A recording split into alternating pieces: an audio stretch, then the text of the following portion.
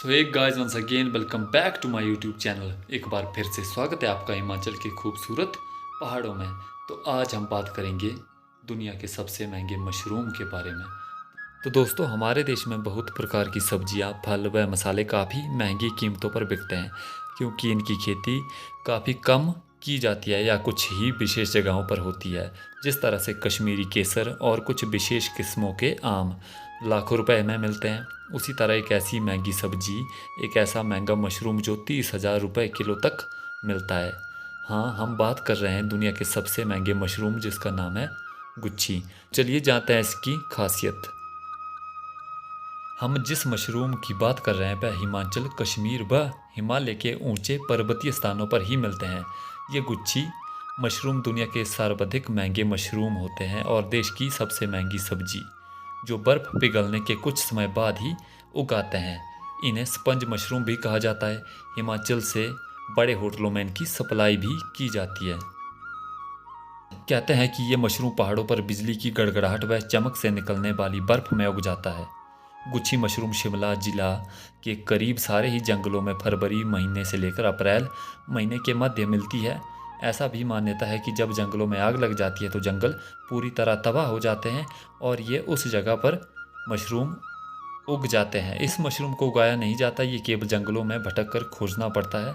बता दें कि इसे स्थानीय भाषा में छतरी, टटमोर अथवा ढुंगरू भी कहते हैं। तो दोस्तों, मैंने बताया था कि हमारी भाषा में इसे चमकेड़ू, कनगुच्छू और गुच्छी कहते हैं। तो यहाँ जो शिमला की भाषा होगी उसमें ऐसा ऐसा भी कहा गया होगा।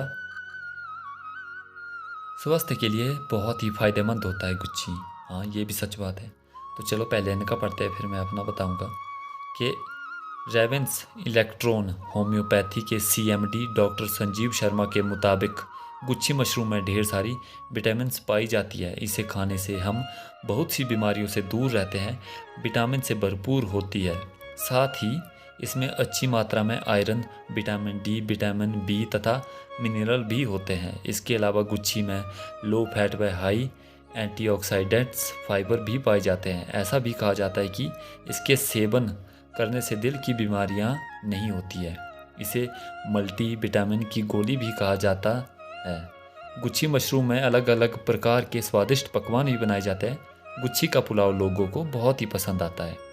पता नहीं, पुलाव तो हमने नहीं बनाया। जिस तरह से हम बनाते हैं तो पराठे और सब्जी जो फ्राई करके बनाते हैं वो मैं दिखाऊंगा कभी, लेकिन खुद के मिलते हैं नहीं और मम्मी चलाते हैं, तो भाई ये तो हम नहीं बना सकते, ये तो बेगाने हैं। एक रिपोर्ट के अनुसार सबसे पहले साल 2021 में इस मशरूम की खेती भी की गई थी। ऐसा भी हुआ था, पता नहीं, मैंने यहाँ पढ़ा तब मुझे आज पता लगा, नहीं तो मैं नहीं जानता था। मेरे को लगा कि ये सिर्फ जंगलों में ही पाए जाते हैं और बताया भी ऐसा ही गया है। शायद ही इसकी खेती होती होगी, लेकिन यहाँ लिखा है तो की होगी। तो खेती की गई थी Indian council of agriculture research की directorate of mushroom research Solan में गुच्छी की खेती में कामयाबी प्राप्त की, जबकि हमारे देश में पूर्व में गुच्छी की खेती नहीं की जाती थी। भारत के अलावा अमेरिका, चीन, फ्रांस इत्यादि इसका उत्पादन किया करते हैं। वाह यार, तो बहुत प्राउड वाली बात है ये कि सोलन में जो है इसकी खेती भी की गई थी और कामयाबी भी मिली। तो अच्छी बात है, ये तो होना चाहिए ऐसा। अगर जो हम कुछ कर सकते हैं ना तो हमें करना चाहिए। आगे बढ़ते हैं।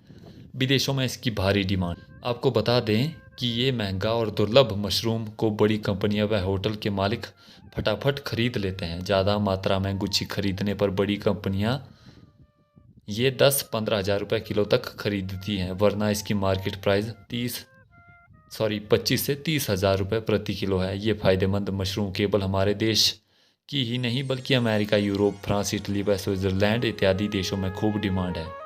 इसकी खास वजह यह है कि इस मशरूम में औषधीय गुण पाए जाते हैं, अतः इसकी नियमित सेवन से दिल की बीमारियां तो दूर होती है और साथ ही हार्ट पेशेंट को भी इससे खूब फायदा मिलता है। इसमें विटामिन सी बहुत अच्छी मात्रा में होता है। गुच्छी के व्यंजन बनाने के लिए सूखे मेवे व घी का उपयोग किया जाता है और इस सब्जी से बने व्यंजन बेहद लजीज होते हैं। ये तो सच बात है, काफ़ी स्वादिष्ट होता है। मैंने बताया ना, इसके आगे चिकन वगैरह सब फेल हो जाता है। किस मौसम में मिलता है गुच्छी मशरूम? ये खास मशरूम फरवरी से मार्च के महीने में उगता है, पर यहाँ पर ऐसा नहीं है। जो चंबा में उगता है वो फरवरी लास्ट से लेकर मई एंड तक होता है लगभग। अभी तो मार्च जो है ख़त्म होने को आ गया है, तो अभी तक ये लाल ही चल रहे हैं। इसके बाद ब्लैक आएंगे और फिर वाइट आएंगे। जो वाइट बड़े हो जाएंगे तो येलो हो जाएंगे, तो 1.5-2 महीने और है, मतलब मई 15-20 तक जो है हमारे यहाँ होता है। और कई जगहों पर जल्दी भी उग जाता है और पहले ही ख़त्म हो जाता है, लेकिन हमारे यहाँ भी अभी स्टार्ट हुआ है तो काफ़ी टाइम तक चलने वाला है ये खास मशरूम फरवरी से मार्च के महीने में उगाया जाता है। उत्पादन कम होने के कारण गांव के लोगों को गुच्छी के अच्छे दाम प्राप्त हो जाते हैं। साथ ही बहुत से रोगों के इलाज के लिए दवाइयाँ बनाने में भी इसका प्रयोग होता है। बहुत से बड़े होटल में स्पेशल ऑर्डर देकर गुच्छी की डिशेस बनाई जाती है। यद्यपि ये सरलता से मिलती नहीं, जंगलों में मुश्किल से तलाश कर प्राप्त की जाती है। यही वजह है कि इसकी काफ़ी महत्व है, इसकी काफ़ी ज़्यादा कीमत है। तो ये थोड़ा नज़दीक से देख लीजिए आप। सूखने के बाद ये बहुत ही कम हो जाते हैं। हम एक्चुअली इसको आग के ऊपर सुखाते हैं, मतलब ऐसे इसका माला बनाएंगे, इसको सुई से सिल देंगे छोटा सा धागा लगाकर, और फिर जहाँ हमारा चूल्हा होता है वहाँ इसको लटका देंगे कील के साथ। तो फिर धीरे धीरे धुआं लग के ये जो है सूख जाते हैं, और उसके बाद जो इसको लिफाफे में पैक करके रखेंगे और फिर बाद में बेच देंगे। और कुछ जब मूड होता है तब सब्जी भी खा लेते हैं, पर ज़्यादातर अगर ज़्यादा मात्रा में जाते हैं तो बेचने के लिए रखते हैं, क्योंकि काफ़ी अच्छी मात्रा में इसकी जो है कीमत मिल जाती है। तो फिर बेचने के भी काम आ जाता है और खाने के भी काम आ जाता है।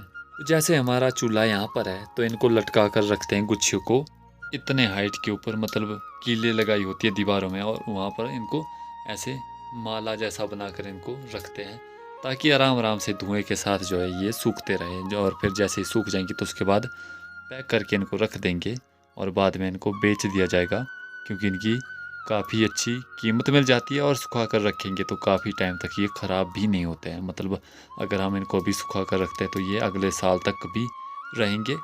जब तक इनमें कोई ऐसे कीट वगैरह नहीं लगता है तो ये काफ़ी लंबे समय तक टिकते हैं।